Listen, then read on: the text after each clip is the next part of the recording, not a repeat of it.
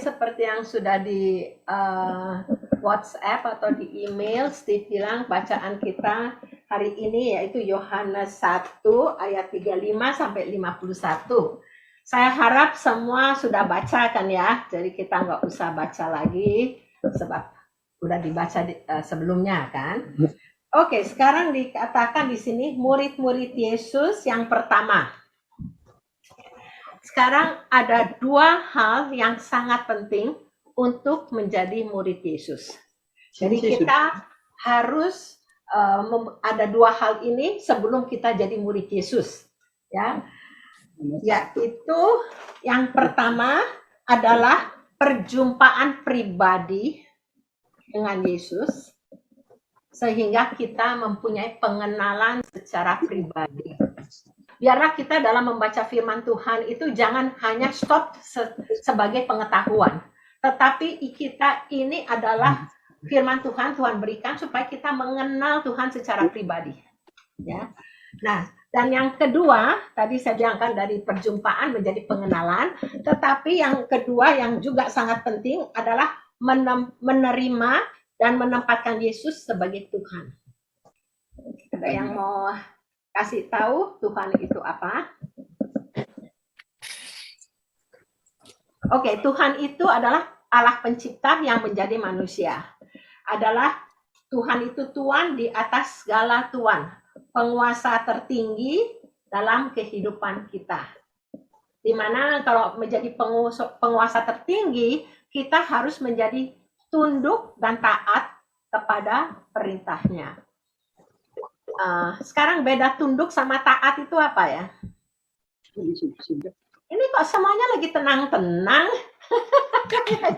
Kalau tunduk itu belum tentu taat. Kalau taat itu pasti tunduk.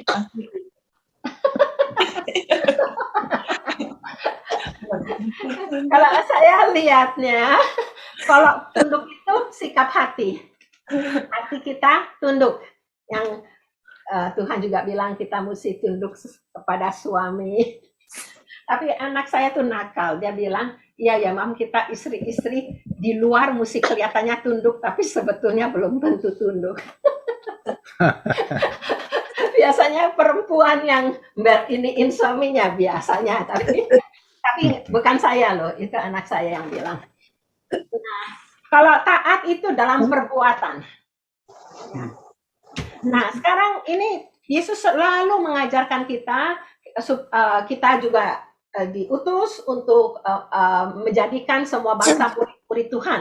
Nah, murid-murid Tuhan itu seperti tadi yang saya bilang, jadi mempunyai perjumpaan pribadi, pengenalan pribadi, dan menempatkan Tuhan.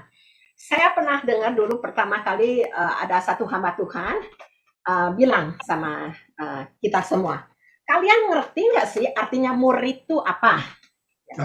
Murid. Ya, jadi dia bilang gini ya. Sekarang ini cuma contoh.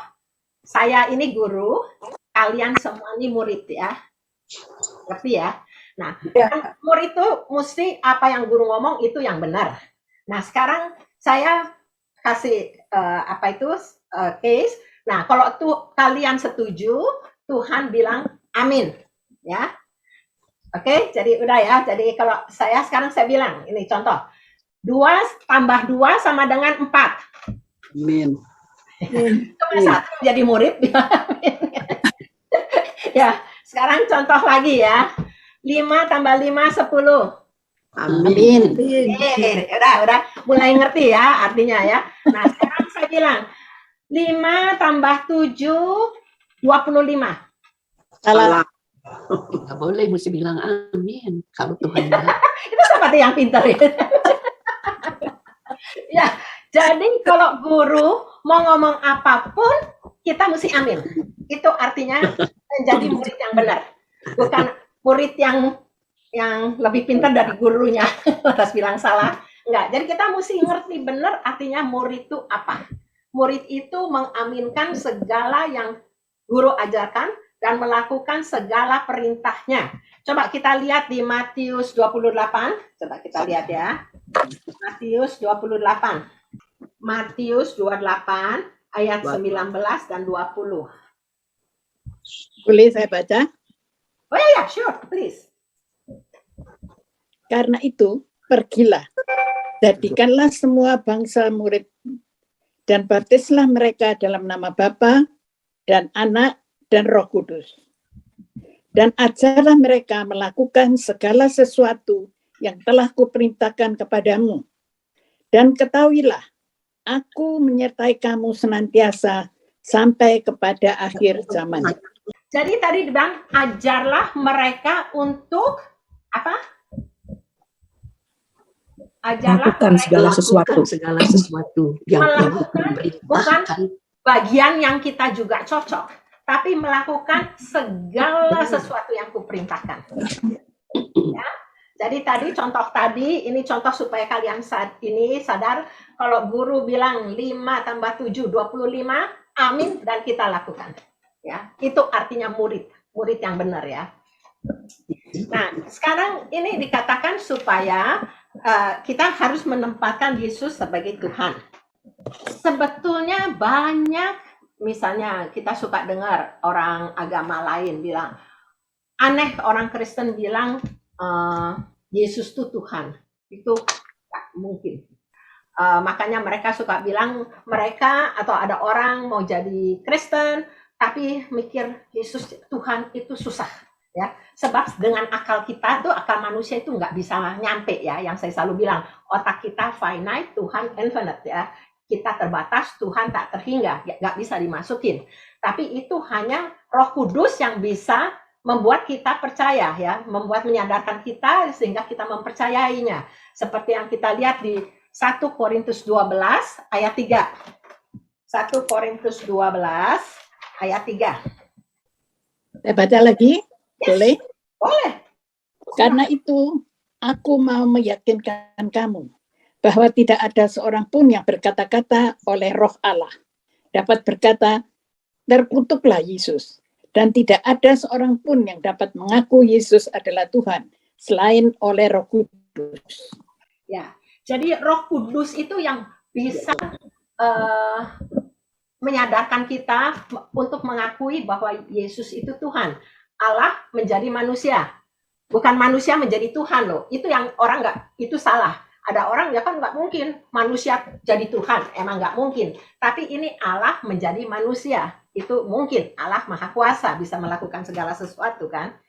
Jadi di sini kita melihat bahwa Tuhan, kita harus taat melakukan segala sesuatu. Ada orang bilang taat sama Tuhan tuh susah ya, berat kayak beban. Sebetulnya ketaatan itu bukan beban, tapi menentukan kekuatan kita. Ingat nggak Yesus yang bilang rumah dibangun di atas 2 dasar? Ya kan, dasar karang atau pasir. Kok rumah dibangun di atas karang, maka kuat, biar badai semuanya nggak bakal roboh. Tapi kok di atas pasir, pasti roboh.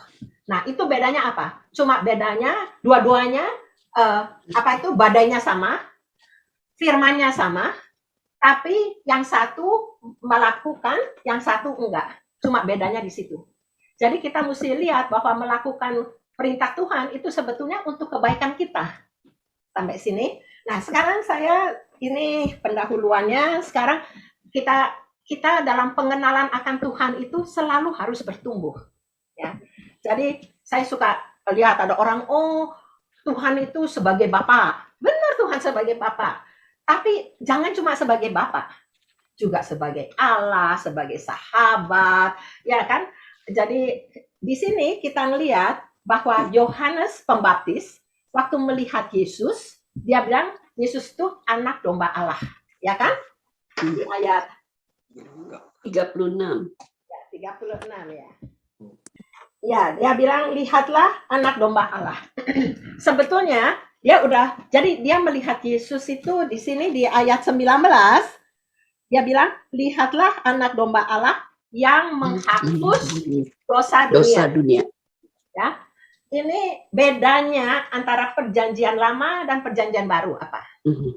Kalau perjanjian lama, mereka ada korban penghapus dosa, korban bakaran, semua itu.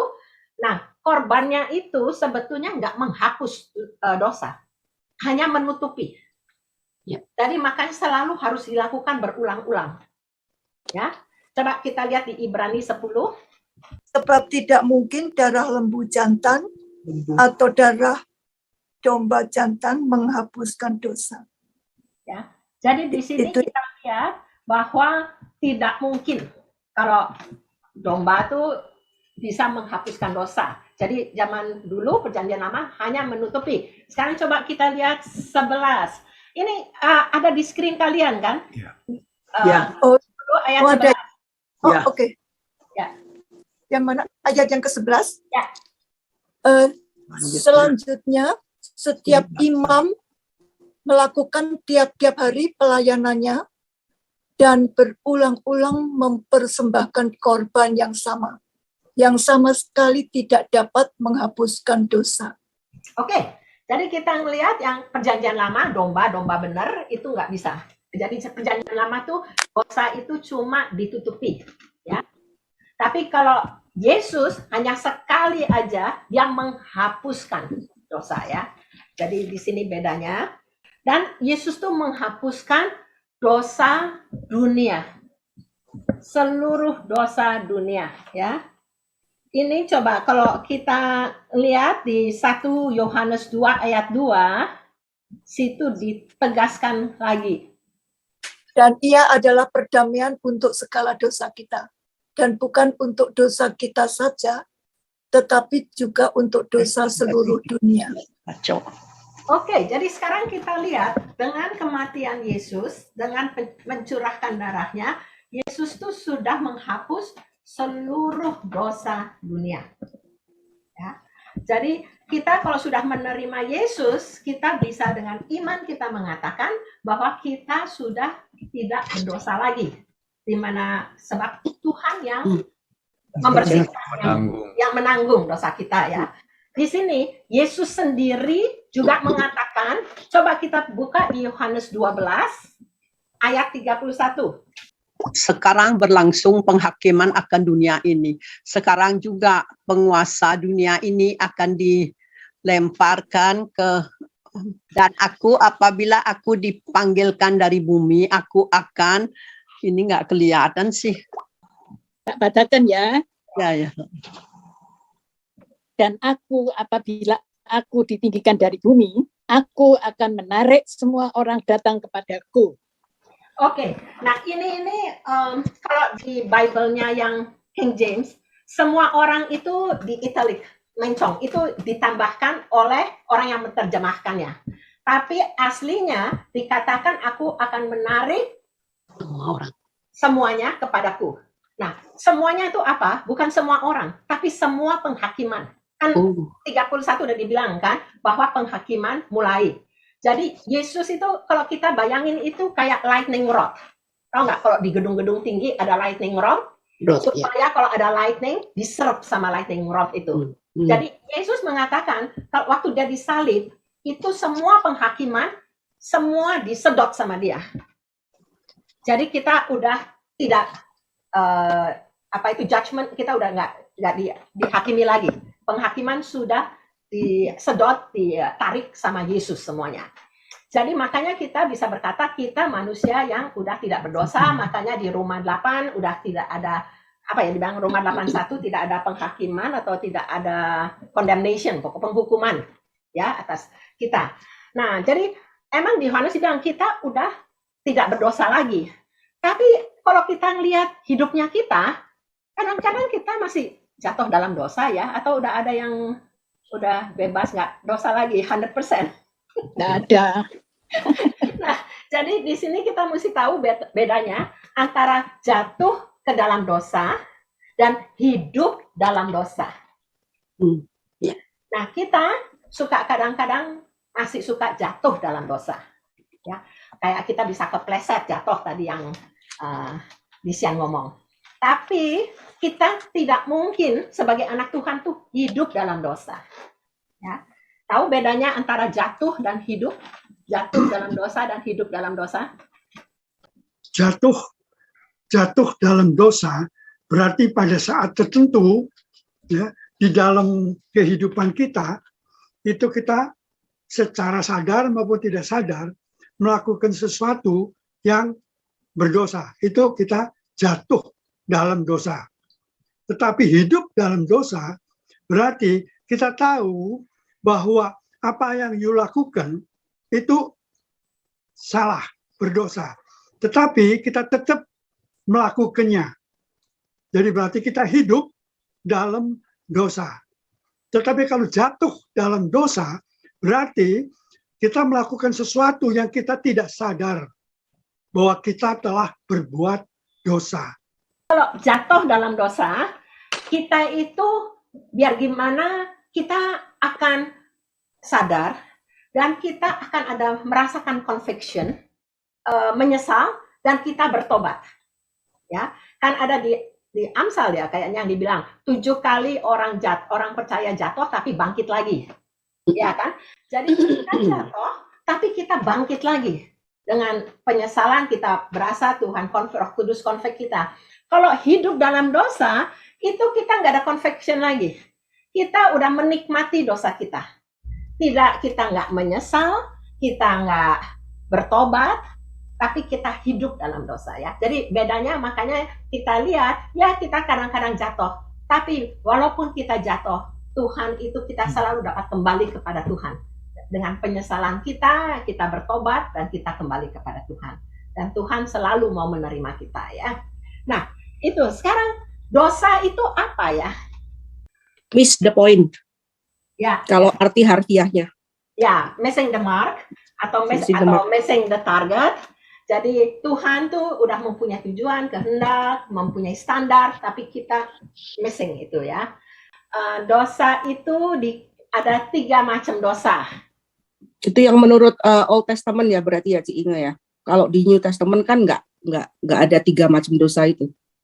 Saya malah lihatnya di New Testament. New Testament malahan. Ya. Oh. Kalau di Old Testament kan saya ingat saya ada dosa yang intentionally makanya korbannya juga macam-macam sesuai, ada korban offering peace, ada korban bakaran apa karena tergantung dosanya. Oh ya, itu lebih kayak sengaja tidak sengaja gitu. Yeah. Oke. Kalau sekarang dosa itu ada 3. Satu dosa commission, yaitu melakukan kejahatan. Ya. Jadi melanggar hukum Tuhan. 1 Yohanes 3 ayat 4. Udah, kalian catat aja. Ya, kelamaan nanti. Itu saya yang baca. 1 Yohanes 3 ayat 4 ya. Sebab dosa adalah pelanggaran hukum Allah. Jadi itu semua orang tahu.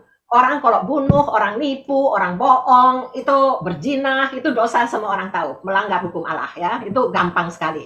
Nah, yang kedua itu dosa omission. Tidak melakukan kehendak Tuhan ya. Yakobus 4 ayat 17. Yang dikatakan di sini, jadi jika seorang tahu bagaimana ia harus berbuat baik, tetapi tidak melakukannya, ia berdosa. Tidak melakukan kehendak Tuhan, tidak melakukan hukum Tuhan, itu juga dosa. Nggak cuma, nah ini contohnya, ingat nggak? Waktu Yesus bilang akhir zaman itu, Raja memisahkan antara domba dan mau bilang domba sama lembu lagi. Domba dan kambing. Ya, mestinya saya ngomong domba lembu ya. Ada yang sadar atau semuanya cuma nah, domba dan kambing. Nah, si kambing kan bilang, "Loh, saya salahnya apa?"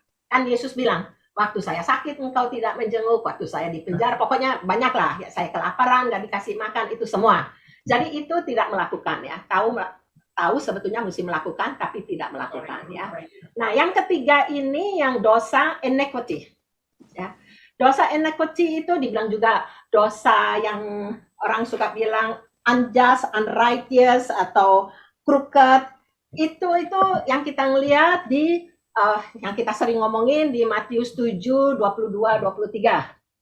Yang orangnya bilang, "Tuhan, saya bernubuat demi namamu, melakukan mukjizat demi namamu." Ya, segala macam itu kan pekerjaan baik kelihatannya. Tapi Yesus kan bilang mereka pembuat kejahatan. Ya kan? Jadi ini dosa, kelihatannya di mata kita, mata jasmani, melakukan perbuatan baik, tetapi motivasi hatinya tidak baik. Ya. Ada yang mau taking the glory for themselves, jadi kesombongan. Ada lagi yang menipu, Jadi ini contohnya ini di Ananias dan Safira. Ingat kalian Ananias Safira? Mereka menjual tanah mereka ya. Ya, ya. Tapi kan yang mati di tempat kan. Ya suaminya dulu, lantas istrinya datang belakangan juga mati di tempat. Yang Petrus bilang, mengapa engkau mendustai Allah, mendustai Roh Kudus? Padahal kalau orang lihat bagus, jual tanah ngasih uang, ya kan? Jadi itu tuh dosa iniquity. Sekarang kedua di sini, Yesus dikatakan sebagai Mesias atau Kristus. Apa bedanya Mesias dan Kristus? Di ayat 41 kan dibilang kami telah menemukan Mesias artinya Kristus. Ya kan di ayat 41. Apa bedanya Mesias dan Kristus? Bukannya sama? Ya. Oke, emang sebetulnya sama yang diurapi, tapi satu bahasa Ibrani, yang satu bahasa Yunani. Tapi artinya persis sama. Jadi kadang-kadang saya ingat dulu, saya juga papi saya yang bilang, Yesus disalib di mana ya? Kok di satu bilang di Golgota, yang lain bilang di Kalvari, tapi itu cuma bahasa lain ya, satu Latin, satu Aramaik. Jadi ini juga Mesias dan Kristus itu sama yang diurapi. Sekarang ada 3 jabatan yang pengangkatannya harus diurapi dengan minyak. 3 jabatan. Yaitu yang pertama imam, yang kedua nabi, yang ketiga raja. 3 jabatannya. Apa bedanya imam dan nabi? Ya. Anwar mesem terus. Sebabnya tadi ingat tanya ya soal lembu, banyak yang ngomong soal apa domba dan lembu. Jadi kita sebagai murid cuma jawabnya amin gitu. Pinter. Jadi saya di-kick balik nih ya. Makanya Anwarnya dari tadi mesem-mesem lagi mikir. Ini gurunya juga bisa salah. Tadi kan contoh kalau saya guru. Sekarang enggak. Sekarang kita sama-sama belajar firman sama-sama. Kita sama-sama murid Tuhan lagi belajar sama-sama. Jadi kalau salah tolong diperbaiki. Oke, kalau imam itu adalah pengantara antara kita orang berdosa dengan Tuhan. Makanya dia biasanya urusan banyak upacara-upacara, bakar korban, tentang mesbah semua. Tapi kalau nabi itu juru bicara Allah yang menyampaikan pesan Allah kepada kita. Ya. Jadi itu bedanya. Lantas udah gitu kalau raja, nah kita tahu Yesus adalah imam besar agung kita ya. Nah, pengantara satu-satunya yang bersedia mati untuk kita, jadi bukan bakar korban, tapi dia sendiri sebagai korban, sehingga kita bisa datang kepada Bapa ya. Nah, raja itu penguasa tertinggi dalam hidup kita. Di sini kalau kita lihat ya, di apa itu, jadi tadi saya udah ajar Tuhan itu apa, sekarang Kristus itu apa. Jadi Kristus yang diurapi, dan 3 jabatan, yaitu raja, imam, dan nabi. Jadi kalau kita sebagai menerima Yesus, sebagai Kristus, kita tuh harus menerima Yesus itu sebagai nabi kita, sebagai imam besar kita, dan sebagai raja kita. Ya. Dan kalau kita lihat, ingat saudara waktu Pentakosta, kita lihat di Kisah Para Rasul, waktu Pentakosta, itu Petrus kan khotbah. Nah, khotbahnya tuh ditutup. Jadi kesimpulannya, konklusinya itu di ayat 36. Jadi seluruh kaum Israel harus tahu dengan pasti bahwa Allah telah membuat Yesus yang kamu salibkan itu menjadi Tuhan dan Kristus. Oke, jadi dari situ dulu. Di sini konklusi dari khotbahnya itu bahwa kita mesti tahu bahwa Yesus itu adalah Tuhan dan Kristus. Dan kita melihat seterusnya ketika mereka mendengar, mereka sangat terharu dan langsung mereka mau membuat tindakan. Mereka bilang, apakah yang harus kami perbuat? Ya kan? Dengan mengetahui dan bahwa Tuhan itu harus ditempatkan sebagai Tuhan Kristus, mereka langsung merasa mereka apa yang harus mereka buat. Tapi di situ di 38 Petrus mengatakan, bertobatlah, hendaklah kamu masing-masing memberi dirimu dibaptis dalam nama ya Yesus Kristus untuk pengampunan dosa, maka kamu akan menerima karunia Roh Kudus.